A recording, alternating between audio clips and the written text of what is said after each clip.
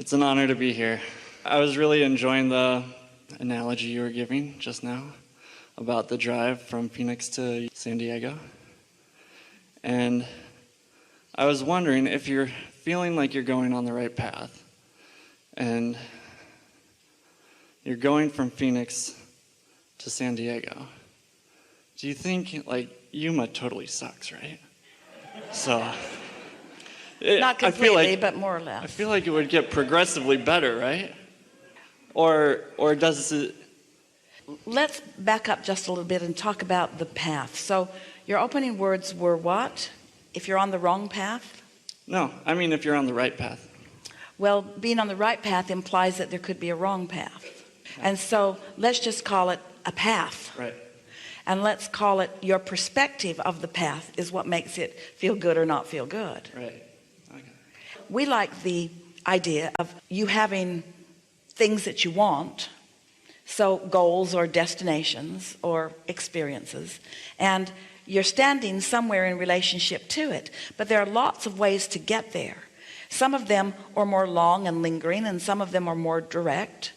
But it's how much you're enjoying the experience from where you are to these, what they really are interim goals, because you're never going to stop wanting more, wanting more, wanting more, wanting more. So we like to remind you that since you're always going to want more, you're never going to get to where you finally want to be, because there is no final place that you want to be.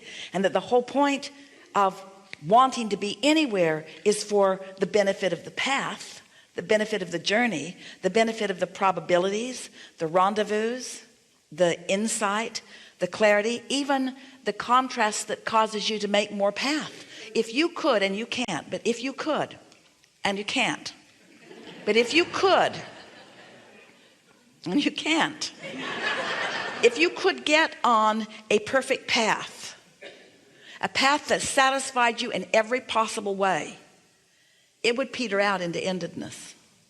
That's why we said, and you can't, and you can't, and you can't, and you can't. Any perfect path would not generate the new desire, which is what causes the perpetuation of eternalness that is in eternity. And so the goal isn't to be in this place of complete satisfaction where you never desire more.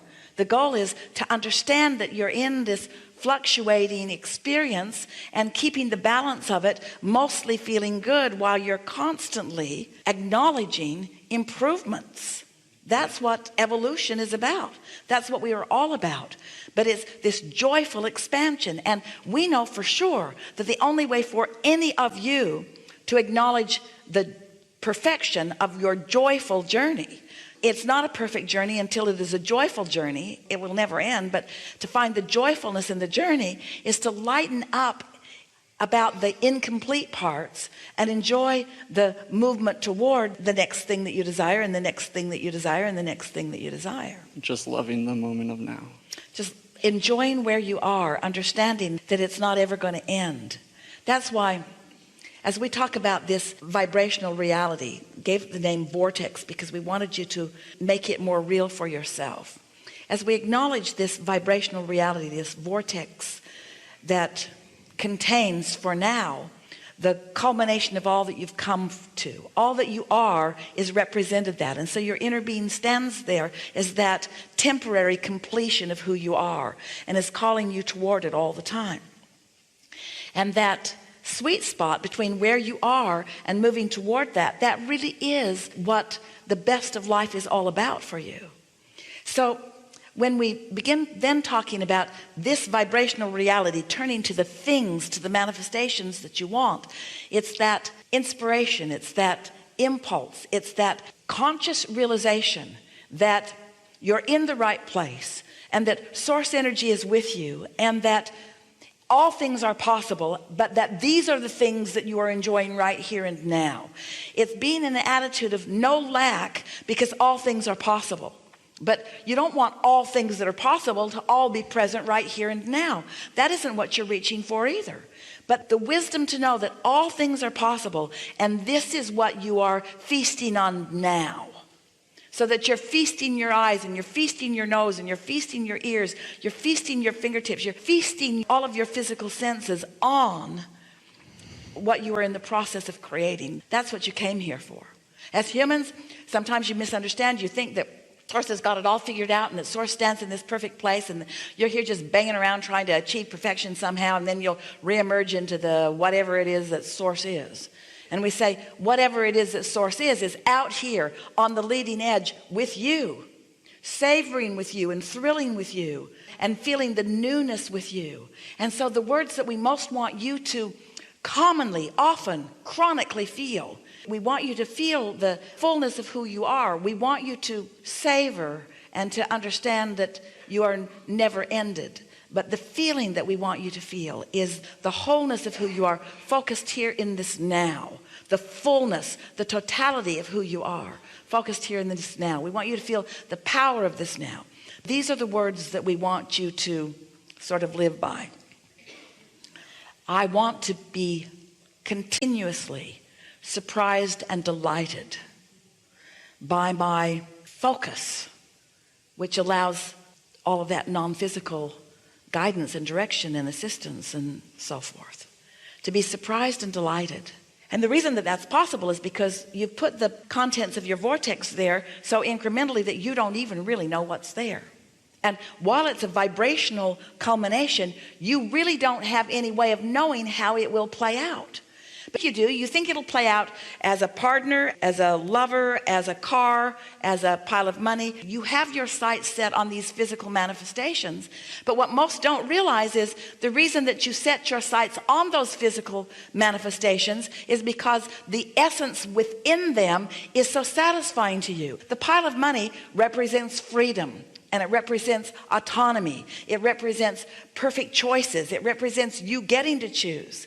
The feeling of a lover or a partner represents friendship, and it represents what the essence of it is someone to play off of, someone to parlay your thoughts with. Co-creation is really the essence that you're going for in that. The harmony that you seek is what that's all about. So everything that you want is really for reasons that you can't really identify, but the satisfaction that you feel comes as you are moving toward these goals and feeling the satisfaction of that alignment with the Source within you. If you can come to feel like your inner being feels, this is how you'll feel. You'll feel eager and ready. You'll feel tuned in, tapped in, turned on, and aware. You'll feel eager and satisfied with where you are and eager about what's coming, but you'll feel a thirst for the constant surprise and delight of the unknown. But the essence of it isn't unknown because you feel secure, so that's not unknown. And you feel worthy, so that's not unknown. So as it unfolds, you're not all of a sudden just going to feel worthy because you felt worthy before it unfolded, remember? And when you're feeling prosperity and security, then you're not going to feel prosperity and security because something unfolded, because you already felt prosperity and security before it unfolded, remember?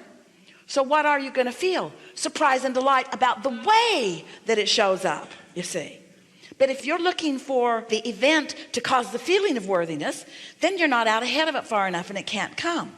If you're looking for the pile of money to drop into your lap so that you can feel the freedom and prosperity, then you're not going to get there because you got to be there before it comes. Isn't that interesting? That's so annoying. I have to feel my prosperity before my prosperity can come. Yes, you have to find a way to feel prosperous, but then your prosperity will surprise and delight you in so many ways of rendezvousing, with so many ideas that flow. You got to talk yourself into feeling the essence of what you're looking for. And once you've practiced it and you really feel it. And so people say, what are you smiling about all the time? Oh, my prosperity and my lover.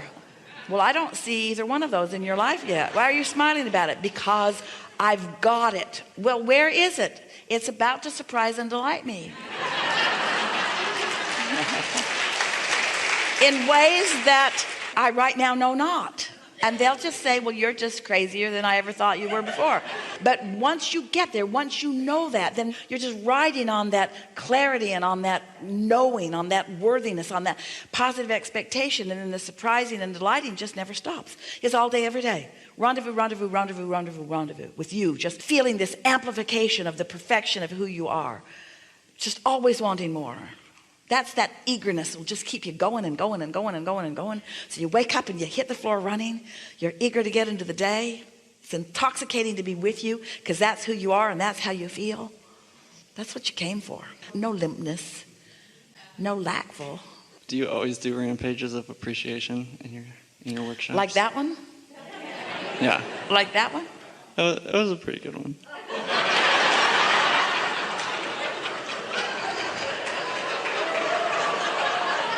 We heard it surprise and delight you. We did. We heard it surprise and delight you. We snuck up on you in ways you didn't know were coming.